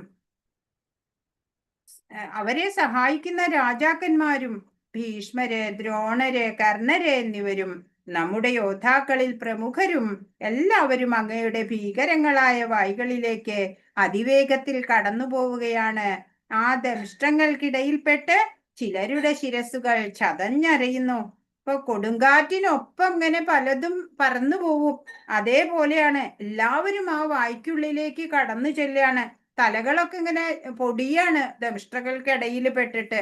അങ്ങനെയുള്ള വിചിത്രമായ കാഴ്ചയാണ് അവിടെ അർജുനന് കാണാൻ സാധിച്ചത്. അപ്പൊ എന്തിനാ ഇങ്ങനെ കാണിച്ചത്? നീയാണ് ഇവരെ വധിക്കാൻ പോകുന്നത് എന്ന ചിന്ത മാറ്റൂ എന്ന് കാണിക്കുകയാണ്. ഇവരെല്ലാം മുമ്പേ മരിച്ചു. നീ എന്റെ കയ്യിലെ ഒരു ആയുധം മാത്രാണ് അർജുന. അവര് വധിക്കപ്പെടുക തന്നെ ചെയ്യും എന്തായാലും എന്ന് അർജുനന് കാണിച്ചു കൊടുക്കുകയാണ്. പ്രതിപക്ഷത്തിലെ യോദ്ധാക്കളായ ഭീഷ്മ, ദ്രോണ, കർണാദികളും ധൃതരാഷ്ട്രപുത്രന്മാരും അർജുനനെ സഹായിക്കുന്ന സേനാധിപന്മാരുമെല്ലാം സംഹരിക്കപ്പെടുന്നതാണ് അദ്ദേഹം ഇവിടെ കാണുന്നത്. കുരുക്ഷേത്രത്തിൽ ഒത്തുചേർന്നവരിൽ ബഹുഭൂരിപക്ഷത്തിന്റെയും നാശവും അർജുനന്റെ വിജയവും ഇതിനാൽ സൂചിപ്പിക്കപ്പെട്ടു. ആരാലും ജയിക്കപ്പെടാനാവാത്ത ഭീഷ്മരും കർണനും പോലും ഈ യുദ്ധത്തിൽ മരിക്കും. അവർ മാത്രമല്ല, അർജുന പക്ഷത്തിൽപ്പെട്ട ചില യോദ്ധാക്കളും കൊല്ലപ്പെടും. ഇതിന്റെയൊക്കെ സൂചനയാണ് ഇതിലൂടെ ഭഗവാൻ കൊടുത്തത്. ഇത് തന്നെ ഭഗവാൻ ഈ വിശ്വരൂപത്തില് കാണിച്ചു കൊടുത്തത്. ഭീമാകാരമായി നിൽക്കുന്ന വിശ്വരൂപന്റെ വായിലേക്ക് എല്ലാവരും ഞെരിഞ്ഞമരുന്നത് കണ്ടു അല്ലേ? അടുത്ത ശ്ലോകം 28. യഥാ നദീനാം ബഹവോംബുവേഗ സമുദ്രമേവാഭിമുഖാ ദ്രവന്തി തഥാ തവാമി നരലോകവീര വിശന്തി വക്രാണ്യവിജ്വലന്തി. നദീപ്രവാഹങ്ങളെല്ലാം സമുദ്രത്തിലേക്ക് തന്നെ പാഞ്ഞൊഴുകുന്നത് പോലെ ജ്വലിച്ചുകൊണ്ട് ഈ യോദ്ധാക്കൾ അങ്ങയുടെ വായ്കളിലേക്ക് കടക്കുന്നു.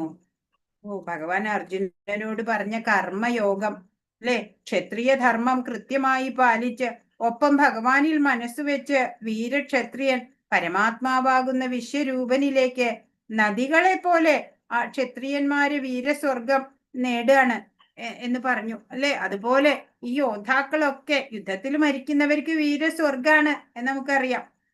അതുപോലെ എല്ലാവരും ഈ യോദ്ധാക്കൾ അങ്ങയുടെ വായിലേക്ക് പോകുകയാണ്. എന്തുപോലെ? ഈ നദികളൊക്കെ സമുദ്രത്തിലാ ചെന്ന് ചേരുന്നേ അതുപോലെ അല്ലെ? അങ്ങനെ എല്ലാവരുടെയും തലയൊക്കെ ഞെരിഞ്ഞമരുക, ദംഷ്ട്രകൾക്കിടയിൽ പെട്ടിട്ട് ഇങ്ങനെ രക്തം ഇങ്ങനെ വാർന്നൊഴുകുക. ഭീതിതമായിട്ടുള്ള ആ കരാളമായിട്ടുള്ള ആ ദർശനാണ് ഇവിടെ നടക്കുന്നത് ഇപ്പോ അല്ലെ? ഇപ്പൊ പുണ്യം ചെയ്ത രാജാക്കന്മാര് വിശ്വരൂപന്റെ വായിലേക്ക് കടക്കുന്നത് പറഞ്ഞു. ഇനി പുണ്യമില്ലാത്തവരുടെ കാര്യം പറയാണ്. 29-ാമത്തെ ശ്ലോകം. യഥാ പ്രദീപ്തം ജ്വലനം വദംഗ വിശന്തി നാശായ സമൃദ്ധവേഗ തഥൈവ നാശായ വിശന്തി ലോകാസ്തവാഭിവക്ത്രാണി സമൃദ്ധവേഗ. ഈയാമ്പാറ്റകൾ അതിവേഗത്തിൽ പറന്നു വന്ന് എങ്ങനെ കത്തിയെരിയുന്ന തീയിൽ വീഴുന്നുവോ അങ്ങനെ ഇവരെല്ലാം അങ്ങയുടെ വക്ത്രങ്ങളിൽ വീണ് നശിക്കുന്നു. എന്താലേ ഈ ഈയാമ്പാറ്റകള് വന്ന് തീയിൽ പതിച്ച് ചാവണ പോലെയാണ് അല്ലെ? കത്തി എരിയണ പോലെയാണ് ഈ യോദ്ധാക്കളും പൂജനീയരായ ഗുരുക്കന്മാര് അല്ലെ? ഒരിക്കലും തോൽപ്പിക്കപ്പെടാത്ത ഭീഷ്മര്, ദ്രോണര് പോലുള്ള ആ മഹാരഥന്മാര് പോലും എല്ലാവരും അങ്ങനെ അവസാനിക്കുന്നതാണ്, നശിച്ചു പോണതാണ് ഇവിടെ കാണുന്നത്. ഇപ്പൊ ജീവിച്ചിരിക്കുമ്പോ നമ്മുടെ കർമ്മങ്ങൾ അനുസരിച്ചുള്ള മരണാണ് ഓരോരുത്തർക്കും ലഭിക്കുക അല്ലെ? ഇപ്പോ മനുഷ്യ ജന്മത്തിന്റെ മൂല്യം അറിയാത്തവര് എങ്ങനെയാണ് നരകങ്ങളിൽ പതിച്ച് പിന്നെ നീച ജന്മങ്ങളിലേക്ക് പോവുകയാണ് ചെയ്യണത്. അപ്പൊ അതാ ഇവിടെ പറയണേ, എല്ലാം അങ്ങയുടെ വക്ത്രങ്ങളിൽ വീണ് നശിക്കുന്നു എന്നാണ്. സമസ്ത പ്രപഞ്ചത്തെയും നക്കി തുടയ്ക്കുന്നതായിട്ട് കാണാണ് 30-ാമത്തെ ശ്ലോകം. ലേലിഹ്യസേഗ്രസമാനസമന്ത ലോകാൻ സമഗ്രാൻ വദനേർജ്വലദ്ഭി തേജോഭിരാപൂര്യ ജഗൽ സമഗ്രം ഭാസസ്തവോഗ്രാ പ്രതപന്തി വിഷ്ണു. ഹേ വിഷ്ണു, ചുറ്റുപാടുമുള്ള ജനങ്ങളെ തീയാളുന്ന വായ്കളാൽ അങ്ങ് വിഴുങ്ങുന്നത് ഞാൻ കാണുന്നു. അങ്ങയുടെ തേജസ് കൊണ്ട് പ്രപഞ്ചത്തെ ആവരണം ചെയ്തുകൊണ്ട് ഉഗ്രവും ദഹിപ്പിക്കുന്നതുമായ കിരണങ്ങളോടുകൂടി അവിടുന്ന് കാണപ്പെടുന്നു. അപ്പൊ എന്തൊക്കെയാ കാണുന്നത്? ഈ തീയാണ് അല്ലേ വായിന്നൊക്കെ വരുന്നത്. എല്ലാവരെയും വിഴുങ്ങാണ്. അങ്ങയുടെ തേജസ് കൊണ്ട് ഈ പ്രപഞ്ചത്തിനെ മുഴുവനും ആവരണം ചെയ്തിരിക്കുകയാണ്. അങ്ങനെ ആ ഉഗ്രമായിട്ടുള്ള എല്ലാത്തിനെയും ദഹിപ്പിച്ചു കളയുന്നതായിട്ടുള്ള കിരണങ്ങളോട് കൂടിയിട്ടാണ് അവിടുന്ന് കാണപ്പെടുന്നത്. ഉഗ്രപ്രഭാവത്തില് ആകെ ചുട്ടുകൊള്ളുന്നതായിട്ട് അർജുനന് തോന്നുകയാണ്. താൻ കണ്ടതിനെ സ്വയം പറഞ്ഞതിന് ശേഷം ആ രൂപത്തോട് തന്നെ ചോദിക്കുന്നു, അല്ലെ അങ്ങ് ആരാണ് എന്ന് ചോദിക്കുകയാണ്. 31 ആഖ്യാഹിമേ കോ ഭവാനുഗ്രരൂപോ നമോസ്തുതേ ദേവവര പ്രസീദ വിജ്ഞാതമിച്ഛാമി ഭവന്തമാദ്യം നഹി പ്രജാനാമി തവ പ്രവൃത്തിം. ദേവാദിദേവ ഉഗ്രമൂർത്തെ, അങ്ങ് ആരാണെന്ന് പറഞ്ഞു തരൂ, ഞാൻ പ്രണമിക്കുന്നു, എന്നിൽ കനിയേണമേ. ആദിപുരുഷനായ അങ്ങയെ എനിക്കറിയണം, അങ്ങയുടെ ദൗത്യം എന്തെന്ന് മനസ്സിലാകുന്നില്ല. പറയാണ്, ഈ ഇത്ര ഭീകരമായിട്ടുള്ള ആ രൂപമൊക്കെ കണ്ട് എല്ലാവരും അങ്ങയുടെ അദ്ദേഹത്തിന്റെ വായുകളിലേക്ക് ഇങ്ങനെ പോയി അല്ലെ നശിച്ചു പോകുന്നത് കണ്ടിട്ട് ചോദിക്കുകയാണ് അർജുനൻ, ദേവാദിദേവ ഉഗ്രമൂർത്തെ, ഉഗ്രമൂർത്തിയായിട്ടാ ഇപ്പൊ നിൽക്കുന്നേ അല്ലെ, അങ്ങ് ആരാണ് എന്ന് പറഞ്ഞു തരൂ, ഞാനിതാ പ്രണമിക്കുന്നു, എന്നിൽ കനിയണം, ആദിപുരുഷനായ അങ്ങയെ എനിക്കറിയണം, അങ്ങയുടെ ദൗത്യം എന്താണെന്ന് മനസ്സിലാകുന്നില്ല എന്ന്. ഭഗവാന്റെ മഹത്വം ഇത്രയുണ്ടെന്ന് അർജുനൻ അറിഞ്ഞില്ല. വിരാട് രൂപം കാണണം എന്നൊക്കെ പറഞ്ഞു അല്ലെ, ഒരു പവർ പോയിന്റ് പ്രസന്റേഷൻ ചെയ്തിട്ട് അഡ്വഞ്ചർ ഒക്കെ കാണാം എന്നാ വിചാരിച്ച്. എന്നാൽ ഇപ്പൊ ഇത് ഹൊറർ ഷോ ആയി മാറിയിരിക്കുകയാണ്. ഏവരെയും ഭക്തിയിലേക്ക് ഈ വിരാട് രൂപത്തിന് കഴിയും അല്ലെ, ഭഗവാന്റെ ആ സർവശക്തി, അചിന്ത്യമായ ശക്തി വിശേഷം.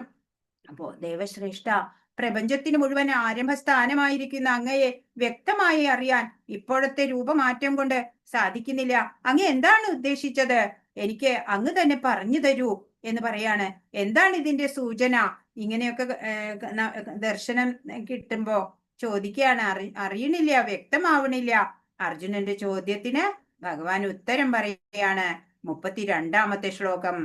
ശ്രീ ഭഗവാനുവാച കാലോസ്മി ലോകക്ഷയകൃത് പ്രവൃദ്ധോ ലോകാൻ സമാഹർത്തുമിഹ പ്രവൃത്ത ഹൃദേപി ത്വാം ന ഭവിഷ്യന്തി സർവേ യേവ സ്ഥിതാ പ്രത്യനീകേഷു യോദ്ധാ. പരമദിവ്യോത്തമ പുരുഷൻ പറഞ്ഞു, സമസ്ത ലോകങ്ങളെയും സംഹരിക്കുന്ന കാലമാകുന്നു ഞാൻ. ഈ കാണുന്ന ജനങ്ങളെ എല്ലാം നശിപ്പിക്കുവാനാണ് ഞാനിവിടെ സന്നിഹിതനായിരിക്കുന്നത്. നിങ്ങൾ പാണ്ഡവരൊഴികെ 2 കക്ഷിയിലും പെട്ട യോദ്ധാക്കളെ ഏവരും കൊല്ലപ്പെടും. അപ്പൊ എന്താണ് അങ്ങയുടെ ഉദ്ദേശം? അങ്ങ് ആരാണെന്ന് ശരിക്ക് പറഞ്ഞു തരൂ എന്ന് പറഞ്ഞു. അപ്പൊ പറയാണ്, ഞാൻ സമസ്ത ലോകത്തെയും സംഹരിക്കുന്ന കാലമാണ് ഞാൻ എന്നാ ഭഗവാൻ പറയണത്. ഈ കാണുന്ന ജനങ്ങളെ എല്ലാം നശിപ്പിക്കാനാണ് ഞാൻ ഇവിടെ സന്നിഹിതനായത്. ഇപ്പൊ പാണ്ഡവര് 5 പേരൊഴികെ 2 കക്ഷിയിലും പെട്ട യോദ്ധാക്കളെ ഏവരും കൊല്ലപ്പെടുക തന്നെ ചെയ്യും എന്ന്. അപ്പൊ ആരൊക്കെ സംഹരിക്കപ്പെടണമെന്ന് മുമ്പേ തീരുമാനിച്ചു കഴിഞ്ഞു അല്ലേ? പാണ്ഡവരൊഴികെ മറ്റു പോരാളികളെല്ലാം വധിക്കപ്പെടും. അർജുനന് യുദ്ധം ചെയ്യാൻ താല്പര്യമില്ലായിരുന്നു. എന്നാൽ അദ്ദേഹം പൊരുതിയില്ലെങ്കിലും ശരി, അവരെല്ലാം മരിക്കുക തന്നെ ചെയ്യുമെന്നാണ് കൃഷ്ണൻ പറയുന്നത്. അതാണ് ഭഗവാന്റെ നിശ്ചയം.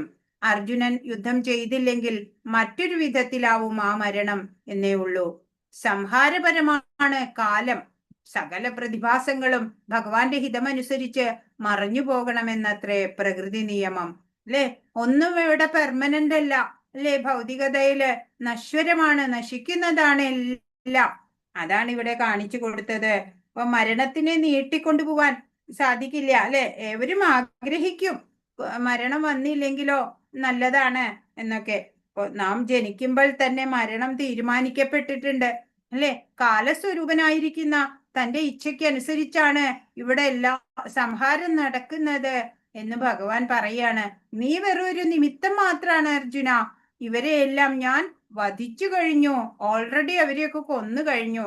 നീ ഒരു പേരിന് ഒരു യുദ്ധം ചെയ്തു, നീ അവരെ വധിച്ചു എന്ന് വെറുതെ ഒരു പേര്, ഒരു നിമിത്തം മാത്രം. ഞാൻ ഇവരെയൊക്കെ നേരത്തെ തന്നെ വധിച്ചു കഴിഞ്ഞിട്ടുണ്ട് എന്നാണ്. ശ്ലോകം 33 ഞാൻ ഇവരെ കൊല്ലാൻ പോകുന്നു എന്ന മിഥ്യാധാരണ മാറ്റുക. ഞാൻ നിന്നെ ഒരു ആയുധമാക്കിയിരിക്കുന്നു, അതിനാൽ നിനക്ക് യശസ് ലഭിക്കട്ടെ എന്ന് പറയാണ്. അർജുനനാണ് വധിച്ചത്, അർജുനനാണ് യുദ്ധം ജയിച്ചത് എന്ന് ആ ഭക്തന് പേര് കിട്ടണം. അതിനു വേണ്ടിയിട്ടാണ് ഭഗവാൻ. അതാണ് 33-ാമത്തെ ശ്ലോകം. തസ്മാത്തമുത്തിഷ്ഠ യശോ ലഭസ്വ ജിത്വാ ശത്രുൻ ഭുങ്ക്ഷ രാജ്യം സമൃദ്ധം മയൈവൈതേ നിഹതാ പൂർവമേവ നിമിത്തമാത്രം ഭവ സവ്യസാചിൻ. അതിനാൽ എഴുന്നേൽക്കൂ, പൊരുതി യശസ്സു നേടാൻ തയ്യാറാകൂ. ശത്രുക്കളെ ജയിച്ചിട്ട് സമൃദ്ധമായ രാജ്യം ഭരിക്കൂ. ഞാൻ അവരെ മുമ്പ് തന്നെ കൊന്നുകഴിഞ്ഞു.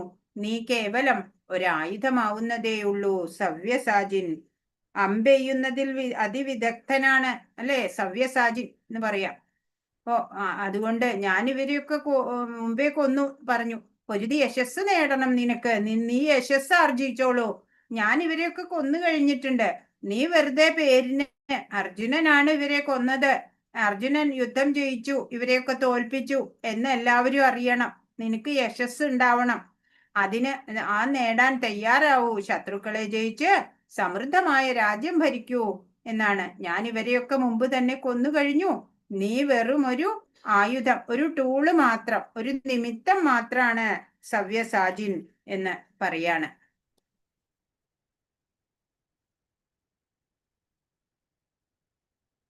സവ്യസാചി അമ്പെയ്യുന്നതിൽ അതിവിദഗ്ധനാണ്, നിമിത്തം മാത്രം, ഉപകരണം മാത്രമാവുക. ബദ്ധരായ ജീവാത്മാക്കൾക്ക് സ്വധാമമായ ഭഗവത് പദത്തിലേക്ക് തിരിച്ചെത്താൻ അവസരം കൊടുക്കുകയാണ് ഈ പ്രപഞ്ച സൃഷ്ടിയുടെ ഉദ്ദേശം. ഭഗവാന്റെ പരിപാടി എന്തെന്ന് മനസ്സിലാക്കി കൃഷ്ണാവബോധം പുലർത്തിപ്പോരുന്നവനത്രേ ഏറ്റവും ബുദ്ധിമാൻ. ഭഗവാന്റെ പ്ലാൻ എന്താണെന്ന് നമുക്ക് ഒക്കെ ചിന്തിക്കാൻ പോലും സാധ്യമല്ല അല്ലേ. ആരെയെല്ലാമാണ് പ്രത്യേകമായി എടുത്തു പറയാണ്, ആരെയൊക്കെയാണ് വധിക്കാൻ പോകുന്നത് എന്ന്. ദ്രോണം ച ഭീഷ്മം ച ജയദ്രഥം ച കർണം തഥാന്യാനഭിയോധ വീരാൻ മയാ ഹതാംസ്ത്വം ജഹിമാ വ്യധിഷ്ഠ യുദ്ധ്യസ്വ ജേതാസിരണേ സപത്നാൻ. ഭീഷ്മർ, ദ്രോണർ, ജയദ്രഥൻ, കർണൻ എന്നിവരും മറ്റു മഹാരഥന്മാരും ഇപ്പോൾ തന്നെ എന്നാൽ കൊല്ലപ്പെട്ടു കഴിഞ്ഞു. അവരെ കൊല്ലുന്നതിൽ നിനക്ക് ദുഃഖം വേണ്ട. നീ പൊരുതുക മാത്രം ചെയ്താൽ മതി. ശത്രുക്കൾ തോറ്റുപോകും. ഭഗവാൻ ഇത് ചെയ്തു എന്ന് ചിന്തിക്കുമ്പോൾ നമ്മൾ സ്വതന്ത്രരായി, അർജുനൻ സ്വതന്ത്രനായി അല്ലേ. ഇതാണ് മുക്തി എന്നുള്ളത്. അപ്പൊ ഞാൻ ചെയ്യുന്നു, എനിക്കാണ് എല്ലാ ഭാരവും എന്ന് വലിയ ബർഡനായിട്ട് കണക്കാക്കും. പക്ഷെ അതല്ല, ഭഗവാനാണ് എല്ലാം ചെയ്യുന്നത് എന്ന് വന്നാല് നമ്മൾ സ്വതന്ത്രരായി. നീ കൊല്ലുന്നു എന്ന് മറ്റുള്ളവർക്ക് ഒന്ന് കാണിച്ചു കൊടുക്കുക, അത്രേ വേണ്ടൂ. ശരീരത്തിന് മുറിവേൽപ്പിക്കാനേ നിനക്ക് കഴിയൂ, ജീവനെ ഞാനാണ് എടുക്കുന്നത് എന്ന് അർജുനന് മനസ്സിലാക്കി കൊടുക്കുകയാണ് ഇവിടെ ഭഗവാൻ. അപ്പോ യുദ്ധക്കളത്തില് വരുന്ന യോദ്ധാക്കള് അല്ലെ, കൃഷ്ണന്റെയും അർജുനന്റെയും മുമ്പിൽ വരുന്ന യോദ്ധാക്കളെ കൃഷ്ണന്റെ ഒരു നോട്ടം മതി, അവരുടെ എല്ലാ ശക്തിയും ചോർന്നു പോയി, അവരുടെ ആയുസ് തന്നെ ഇല്ലാതായി എന്നുള്ളതാണ്. പിന്നെ അർജുനന് ജയിക്കാൻ എളുപ്പം അല്ലേ, ഭഗവാനാണ് എല്ലാം ചെയ്യുന്നത്, അർജുനൻ വെറുതെ ഒരു പേരിന് മാത്രം. അപ്പൊ ഇത് കേട്ടിട്ട് സഞ്ജയൻ പറയാണ്,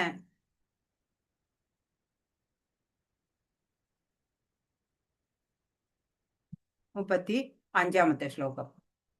സഞ്ജയോവാച ഏതശ്രുത്വാ വചനം കേശവസ്യ കൃതാഞ്ജലിർവേപമാന കിരീടി നമസ്കൃത്വാ ഭൂയ ഏവാഹ കൃഷ്ണം സഗദ്ഗദം ഭീത പ്രണമ്യ. സഞ്ജയൻ ധൃതരാഷ്ട്രരോട് പറയാണ്, രാജാവേ, ഭഗവാന്റെ ഈ വാക്കുകൾ കേട്ടിട്ട് അർജുനൻ വിറപൂണ്ട് വീണ്ടും വീണ്ടും കൈകൂപ്പി ഭയത്തോടെ ഇടറുന്ന സ്വരത്തിൽ പറഞ്ഞു. അപ്പോ താനൊന്നുമല്ല എന്നുള്ള നിലയിലേക്ക് അർജുനൻ വന്നു അല്ലെ. എനിക്ക് ഒരു കഴിവുമില്ല, എന്ന് അർജുനൻ മനസ്സിലാക്കി.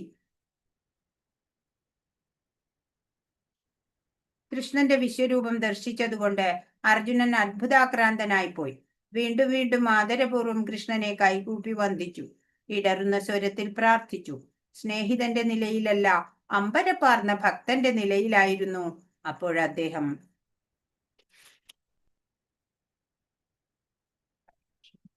അർജുനൻ പറയാണ് 36-ാമത്തെ ശ്ലോകം.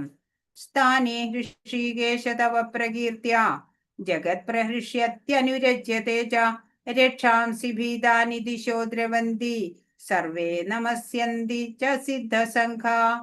അർജുനൻ പറഞ്ഞു, ഋഷികേശ എന്ന് പറഞ്ഞ ഇന്ദ്രിയങ്ങളുടെ നാഥൻ, അങ്ങയുടെ തിരുനാമ കീർത്തനത്താൽ ലോകം ആനന്ദഭരിതമായി തീരുന്നു.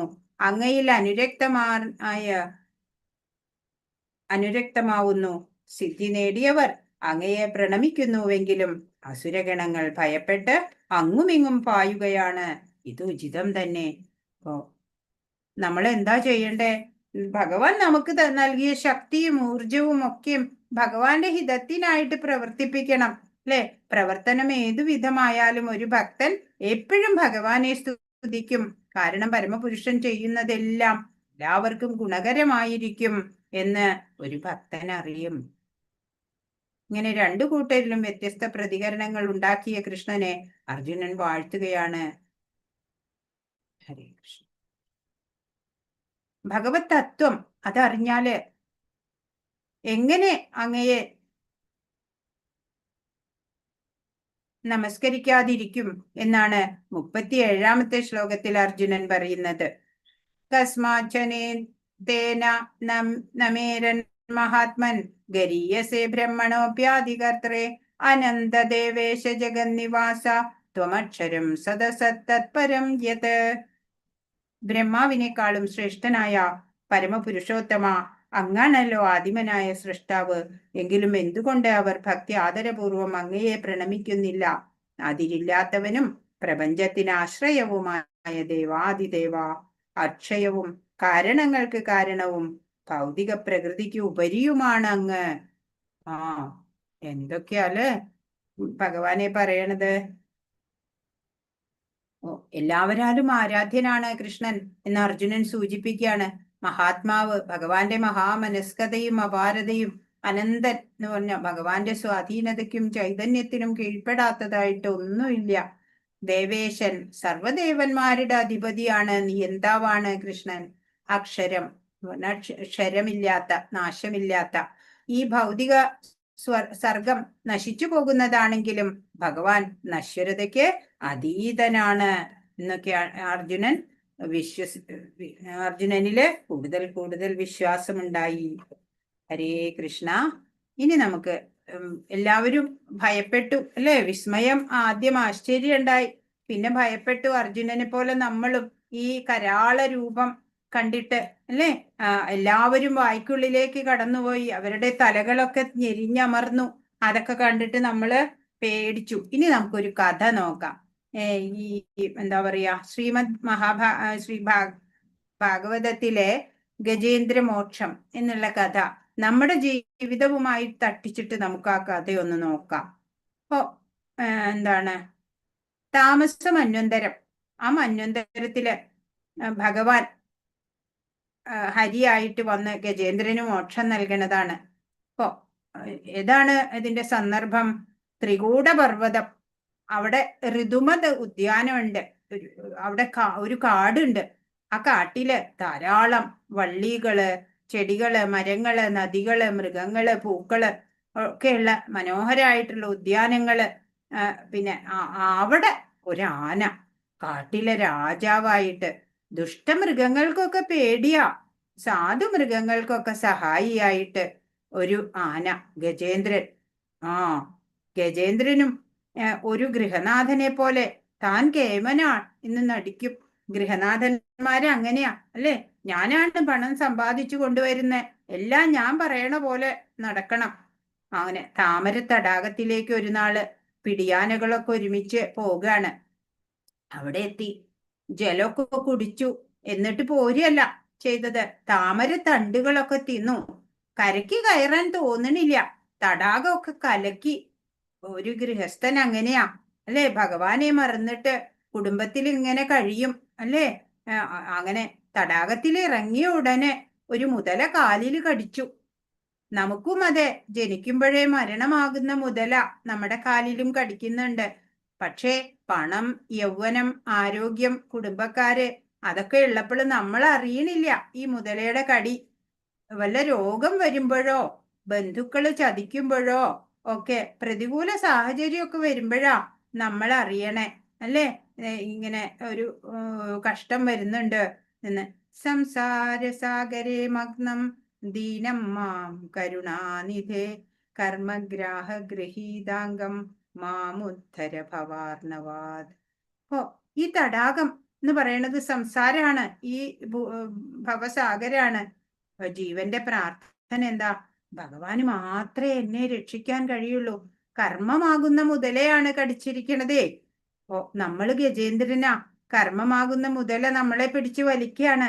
ഭഗവാന് മാത്രമേ രക്ഷിക്കാൻ സാധിക്കുള്ളൂ. അപ്പൊ എന്റെ കാലിൽ എന്തോ കടിച്ചു എന്ന് ഗജേന്ദ്രൻ പറഞ്ഞപ്പോഴ് മറ്റു ആനകളൊക്കെ കരയ്ക്ക് കയറി. അപ്പോഴാ ഗജേന്ദ്രന് മനസ്സിലായത് ബന്ധുക്കളും ഒന്നും ഉണ്ടാവില്ല ആപത്ത് വരുമ്പോ, നമ്മൾ ഒറ്റയ്ക്കാണ് ഉണ്ടാവുള്ളൂ. നമ്മക്കും അതെ, എന്തെങ്കിലും അസുഖം ബാധിച്ച് 2 മാസം ആശുപത്രിയിൽ കിടന്നു വിചാരിക്കുക, അപ്പോഴറിയാം ബന്ധുക്കളുടെ ഒക്കെ രീതി അല്ലേ? ആരും ഉണ്ടാവില്ല. ഒരാളുടെ ഭാരം അയാള് തന്നെ വഹിക്കണം. സ്വന്തക്കാര് ഒക്കെ അവർക്ക് ഒന്നും ചെയ്യാനും പറ്റില്ല അല്ലേ? നമുക്ക് അനുഭവിക്കാനുള്ളതൊക്കെ നമ്മൾ തന്നെ അനുഭവിക്കണം. അന്തര്യാമിയായിട്ടുള്ള ഭഗവാന് മാത്രമേ നമ്മളെ രക്ഷിക്കാൻ സാധിക്കുള്ളൂ. അതിനാണ് ശാസ്ത്രാഭ്യാസം ചെയ്യണം എന്ന് പറയണേ. മനസ്സ് ശുദ്ധാവണം. ഇപ്പൊ ഗജേന്ദ്രന് പൂർവജന്മ സുഹൃതത്താല് ഭഗവത് സ്മരണ ഉണ്ടാവുകയാണ്. ആ വേളയില് ഭഗവാന് മാത്രമേ എന്നെ രക്ഷിക്കാനാവുള്ളൂ എന്ന് മനസ്സിലാക്കുകയാണ്. ഓം നമോ ഭഗവതേ തസ്മൈ ഏതേതച്ഛിദാത്മകം പുരുഷായാധിബീജായ പരേശായാഭിധീമഹി എന്ന് ചൊല്ലാണ്, സ്തുതിക്കാണ്. ആ ഒരു ശക്തിക്ക് മാത്രം, അത് പുരുഷനല്ല, സ്ത്രീയല്ല, സസ്യമല്ല, മൃഗമല്ല. എന്നാൽ അത് മാത്രമല്ല, പുരുഷന്റെ പുരുഷത്വം, സ്ത്രീയുടെ സ്ത്രീത്വം, മൃഗത്തിന്റെ മൃഗത്വം, ഇതെല്ലാം ഈശ്വര ശക്തി തന്നെയാണ് എന്നറിഞ്ഞു. കരണവും കാരണവും എല്ലാം ഈശ്വരനാണ്. അടിയനെ ഈ ബന്ധനത്തിൽ നിന്ന് രക്ഷിക്കാൻ മറ്റാരുമില്ലേ എന്ന് പറയാ. ദുഃഖമാകുന്ന മുതലകള് എല്ലാവരെയും കടിച്ചിട്ടുണ്ട്. വെവ്വേറെ മുതലകളാ. ഭഗവാൻ മുക്തനാണ്. അതുകൊണ്ട് ഭഗവാന് ബദ്ധരായവരെ രക്ഷിക്കാൻ പറ്റും അല്ലേ? മുക്തനല്ലാത്ത ഒരാൾക്ക് ബദ്ധരായവരെ രക്ഷിക്കാൻ സാധിക്കില്ല. അജ്ഞാനമാകുന്ന മുതലയുടെ പിടിയിൽ നിന്ന് അല്ലെ, കർമ്മമാകുന്ന ആ മുതല പിടിച്ചാല് എത്ര സൗന്ദര്യമോ സമ്പത്തോ സ്ഥാനമാനോ ഒക്കെ ഉണ്ടെങ്കിലും രക്ഷയില്ല. ഭഗവാന്റെ ആശ്രയം തന്നെ നേടണം. ആത്യന്തിക ദുഃഖ നിവൃത്തിക്കായിട്ട് ശരണാഗതി ചെയ്തു ഗജേന്ദ്രൻ. ആ സമയം തന്നെ, ആ നിമിഷം ഭഗവാൻ ഗരുഡാരൂഢനായിട്ട് വന്നു. ഭക്തനോടുള്ള കാരുണ്യത്താല് ഭഗവാൻ ഗരുഡനോട് പറയാണ്, ഇത്ര സ്പീഡ് പോരാ, കൂടിയ വേഗതയിൽ പോകൂ എന്ന് പറയാണ്. അങ്ങനെ വന്നു. അപ്പോ ഗജേന്ദ്രൻ മുങ്ങി ആ തുമ്പിക്കൈയുടെ ഒരറ്റം മാത്രമേ വെള്ളത്തിന് പുറത്തുള്ളൂ. അപ്പോഴ് നോക്കുമ്പോ നല്ല ഗന്ധം വരണു. തുളസി, ഹരിചന്ദനം അല്ലെ, പുഷ്പങ്ങളുടെയൊക്കെ മണം വരണു. അപ്പൊ തുമ്പിക്കൈ മാത്രല്ലേ വെളിയിലുള്ളൂ, മുകളില്. അപ്പൊ ഭഗവാൻ വന്നു എന്ന് മനസ്സിലായി. ഭഗവാൻ എന്താ നൽകുക? ചുറ്റും താമര ഉണ്ടോന്ന് നോക്കി എല്ലാം പിടിയാനകൾക്കും കുട്ടികൾക്കും ആയിട്ട് പറിച്ചു കൊടുത്തു. നമ്മളും ഇതുപോലെയാ ചെയ്യണേ. സമയം വെറുതെ കളയാ. നമ്മുടെ TV കാണാൻ, മക്കൾക്ക് വേണ്ടി, ഭാര്യയ്ക്ക് വേണ്ടി, ഭർത്താവിന് വേണ്ടി ഒക്കെ സമയം ചെലവഴിക്കുക. ഭഗവാനെ ഓർക്കാൻ നമുക്ക് സമയമില്ല. അപ്പൊ ഭഗവാൻ എന്തു ചെയ്തു? സ്വന്തം താമര കയ്യിലുണ്ടല്ലേ വിഷ്ണുവിന്, സ്വന്തം താമര തന്നെ ആ തടാകത്തിലേക്ക് വെച്ചു. ആ ഗജേന്ദ്രൻ അതെടുത്ത് ഭഗവാന് സമർപ്പിച്ചു. അല്ലെങ്കിലും ഇവിടെ ഉള്ളതെല്ലാം ഭഗവാന്റേതാണ്, നമ്മുടേതായിട്ട് ഒന്നുമില്ല അല്ലേ? നാരായണ അഖില ഗുരു ഭഗവൻ നമസ്തേ എന്ന് പറഞ്ഞ് അത് ഭഗവാന് സമർപ്പിച്ചു. ഭഗവാൻ പറഞ്ഞു, തന്നേക്കൂ എന്ന് പറഞ്ഞു. സന്തോഷിച്ചു. ഈ കാണുന്നതെല്ലാം ഭഗവാന്റെ തന്നെയാണ്. നമ്മളത് സമർപ്പണമായിട്ട് അത് കൊടുക്കുമ്പോഴാണ് ഭഗവാൻ അത് സ്വീകരിക്കുന്നത്. ഭഗവാൻ ആ താമര തൊട്ടു. ഗജേന്ദ്രൻ ഭഗവാന് സമനായി എന്നാണ്. അങ്ങനെ രണ്ടുപേരും കൂടി ഗരുഡാരൂഢനായിട്ട് വൈകുണ്ഠത്തിലെത്തി. അപ്പോ മനസ്സ് ഭഗവാനിൽ വെക്കണം. ദുഃഖമാകുന്ന മുതലയിൽ നിന്ന് രക്ഷപ്പെടാൻ മനസ്സാകുന്ന താമര അത് ഭഗവാന് സമർപ്പിക്കണം. ആന ഇന്ദ്രദ്യുമ്ന രാജാവായിരുന്നു മുൻ ജന്മം. ഗുരുനാഥൻ വന്നപ്പോൾ ബഹുമാനിച്ചില്ല, മൗനവ്രതത്തിലായിരുന്നത് കൊണ്ടാണ്. പക്ഷെ ശപിച്ചു ഗുരുനാഥൻ. ഇന്ദ്രദ്യുമ്നൻ അങ്ങനെ ഗജേന്ദ്രനായി. ഭക്തിക്കൊരു കുറവുണ്ടായില്ല. ഇപ്പോഴോ ഒരു അപകടത്തില് മുൻ ജന്മത്തില് പഠിച്ച ശാസ്ത്രമൊക്കെ ഓർമ്മ വന്നു. ഭഗവാനെ സ്തുതിച്ചു, അല്ലേ? മോക്ഷം കിട്ടി. ഇപ്പൊ ദേവല മഹർഷിയെ കളിയാക്കിയതില് ശാപം ലഭിച്ച ഗന്ധർവനായിരുന്നു മുതല, ജൂഹു എന്നുള്ള മുതല. അപ്പൊ മഹാത്മാക്കളെ നിന്ദിക്കരുത്, അല്ലെ? തർപ്പണ സമയത്ത് വെള്ളത്തിനടിയിൽ കൂടി വന്ന് മഹർഷിയുടെ കാല് പിടിച്ചു വലിച്ചു പേടിപ്പിക്കാൻ വേണ്ടിയിട്ട്. അപ്പോ ശപിച്ചു. ശാപത്തില് എങ്ങനെയാ മോക്ഷം കിട്ടണേ? ജൂഹു മുതലയ്ക്കും മോക്ഷം കിട്ടി. ഗജേന്ദ്രൻ എന്ന ഭക്തന്റെ കാല് പിടിച്ചിട്ട് മുക്തി ലഭിച്ചു. അപ്പൊ നേരിട്ട് ഭഗവാനെ പിടിക്കാൻ പറ്റിയില്ലെങ്കിലും ഭക്തനെ പിടിച്ചാലും നമുക്ക് രക്ഷപ്പെടാൻ പറ്റും എന്നാണ്. ഹരേ കൃഷ്ണ കൃഷ്ണ കൃഷ്ണ ഹരേ ഹരേ, ഹരേ രാമ രാമ രാമ ഹരേ ഹരേ. വാഞ്ചാകൽപതരുഭ്യശ്ച കൃപാ സിന്ധുഭ്യേവ ച പതിതാനാം പാവനേഭ്യോ വൈഷ്ണവേഭ്യോ നമോ നമഃ. അനന്തകോടി വൈഷ്ണവ വൃന്ദ കി ജയ്. ശ്രീല പ്രഭുപാദ് കി ജയ്. ഗുരു മഹാരാജ് കി ജയ്. ഹരേ കൃഷ്ണ. ഇന്ന് പറഞ്ഞതിൽ എന്തെങ്കിലും സംശയം ഉണ്ടെങ്കിൽ ചോദിക്കൂ. ഹരേ കൃഷ്ണ.